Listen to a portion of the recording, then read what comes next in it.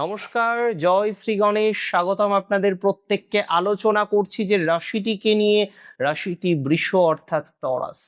আর বৃষ রাশির জাতক জাতিকাদের ক্ষেত্রে একটা কথা বুঝতে হবে যে আপনাদের জন্য বৃহস্পতি কতটা জরুরি। কারণ 11th লর্ড, সফলতা ভাবের অধিপতি যদি স্টেবল না হয়, কোনো কিছুতেই স্টেবিলিটি আসে না। আপনার সফলতা ভাব, আপনার কামনার পূর্তির ভাব, আপনার মনস্কামনা পূর্তির ভাব হচ্ছে 11, সবারই তাই। এবং সেই প্ল্যানেট জুপিটার আপনার অষ্টমপতি, যে কোনো ট্রান্সফরমেশন বা হঠাৎ কিছুর ক্ষেত্রেও বৃহস্পতির বিশেষ প্রভাব আছে। আপনার থার্ড হাউসে বৃহস্পতি বর্তমানে, থার্ড হাউস মানে কি? যোগাযোগের ক্ষেত্র। থার্ড হাউস মানে বিশেষ কমিউনিকেশনের ভাব। সেখানে যখন বৃহস্পতির কানেকশন আমরা দেখতে পাচ্ছি, it can be very very very good for you. এখন কথা হলো, বৃহস্পতি তো মৌঢ় দোষে আছে। এটা আবার কি কথা? এ তো জীবনে শুনিনি।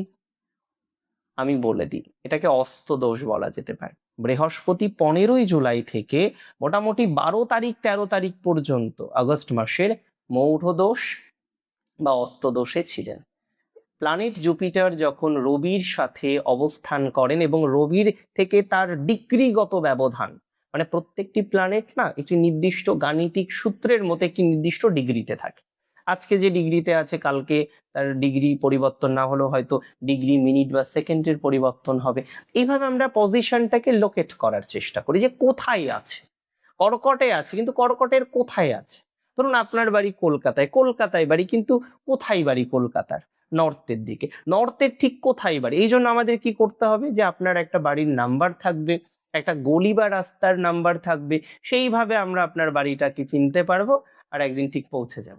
এখন কথা হলো, প্ল্যানেটরা এইভাবে অবস্থান করে। বৃহস্পতি অস্তমিত ছিলেন, মৌঢ় দোষে ছিলেন, বর্তমানে অস্তমিত নেই, মৌঢ় দোষে তিনি নেই, বর্তমানে তিনি কিন্তু ফ্রি।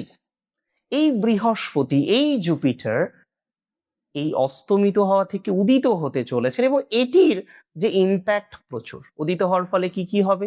দেখুন, এর আগেও আমরা প্রেডিক্ট করেছিলাম জুপিটারের আপনার তুঙ্গ অবস্থান বা তৃতীয় অবস্থান। আমরা অনেকগুলো প্রেডিকশন দেখেছি, মিলছে, অনেকগুলো ক্ষেত্রে কিন্তু মিলছে না। বৃহস্পতি যেহেতু অস্ত ছিলেন, বৃহস্পতি সেইভাবে তার কার্যক্ষমতা দেখাতে পারেনি। একটা ছোট্ট এক্সাম্পল বুঝি, যে বৃহস্পতি তুঙ্গ থাকা সত্ত্বেও কার্যক্ষমতা কেন দেখতে পারলেন না? কারণ একটা সিম্পল উদাহরণ বুঝুন। একজন খুব জ্ঞানী, কিন্তু তাকে আপনি প্রখর রোদে দাঁড় করিয়ে রেখেছেন, তাহলে সেই মানুষটি সেই মানুষটি আহ সুস্থতার সাথে কাজ করতে পারবে? প্র্যাকটিক্যাল, সারাদিন রোদের মধ্যে দাঁড়িয়ে থেকে তার কার্যক্ষমতা বা কর্মক্ষমতা কমবে। এটা তো স্বাভাবিক। আমি আপনাকে জানিয়ে দিই, বৃহস্পতির প্রভাব আপনাদের জীবনচক্রে এবার পজিটিভ। তুঙ্গ বৃহস্পতির তুঙ্গ ফলাফলের সেই বলে না কামাল দেখবেন আপনারা। প্রথমত, আপনার যোগাযোগ ক্ষেত্র প্রচুর বাড়বে। যে রাজনৈতিক যোগাযোগটা হারিয়েছেন, সেই যোগাযোগের ক্ষেত্রে প্রচুর ইমপ্রুভমেন্ট হবে।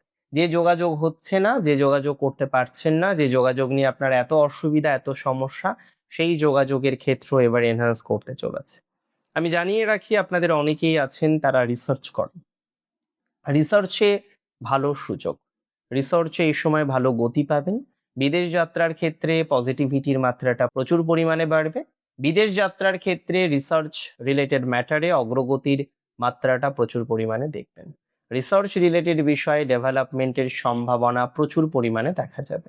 সো যারা রিসার্চ করেন, রিসার্চ রিলেটেড ম্যাটারে কানেক্টেড আছেন, তাদের ইমপ্রুভমেন্ট বা তাদের গতি প্রকৃতি আমরা অনেকটা বৃদ্ধিপ্রাপ্ত হতে দেখব বা সম্ভাবনা রয়েছে। একটা কথা মাথায় রাখতে হবে, আজকে যোগাযোগ বাড়বে, রিসার্চের ক্ষেত্রে যোগাযোগ বাড়বে, এডুকেশনের ক্ষেত্রে প্রচুর ডেভেলপমেন্ট করতে পারবেন।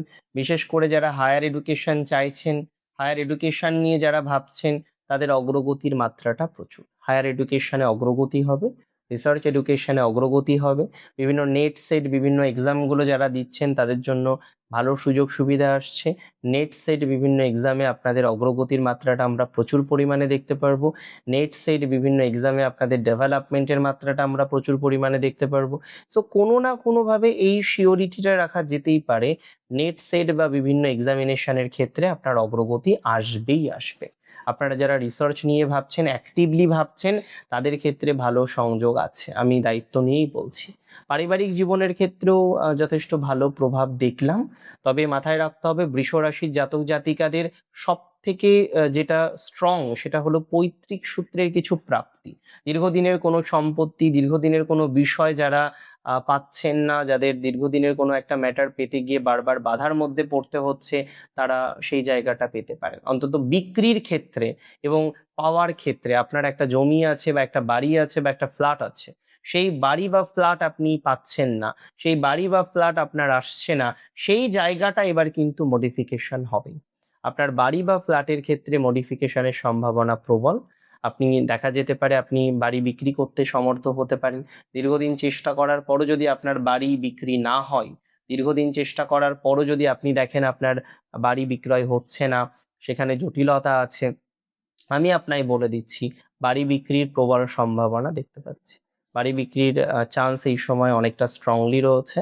যাদের এখনো বাড়ি বিক্রি হচ্ছে না, একটা পাজেলড অবস্থার মধ্যে আছেন, একটা কঠিন অবস্থার মধ্যে আছেন, তারা অতিরিক্ত দুশ্চিন্তা করবেন না। দুশ্চিন্তা করার কোনো দরকার নেই, কারণ আমি মনে করি আপনার বাড়ি বিক্রির এবার যে সম্ভাবনাটা সেটা আমরা লক্ষ্য করতে পারবো।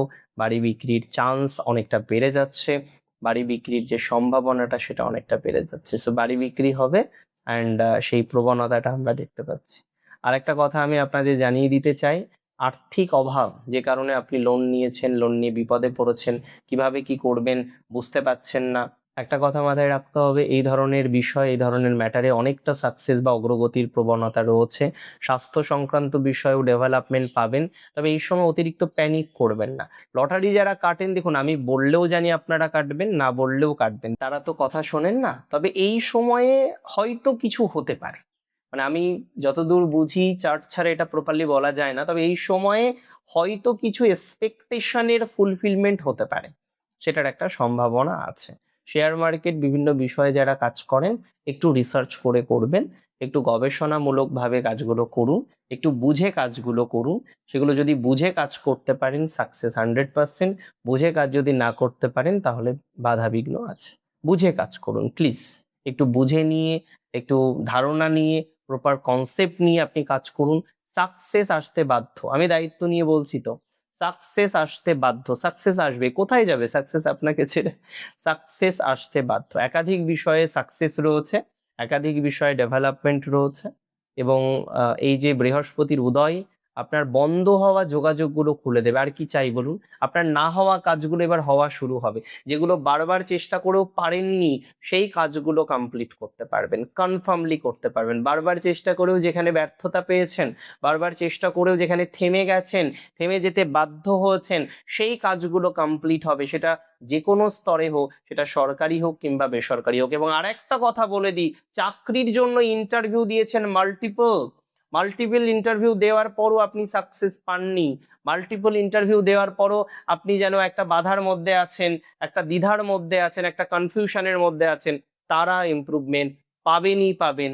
এটুকু রেসপন্সিবিলিটি নিয়ে, এটুকু দায়িত্ব নিয়ে আপনাদের বলছি। ভালো থাকুন আপনারা, সুস্থ থাকুন, স্বাভাবিক থাকুন, সুন্দর থাকুন। জয় শ্রী গণেশ।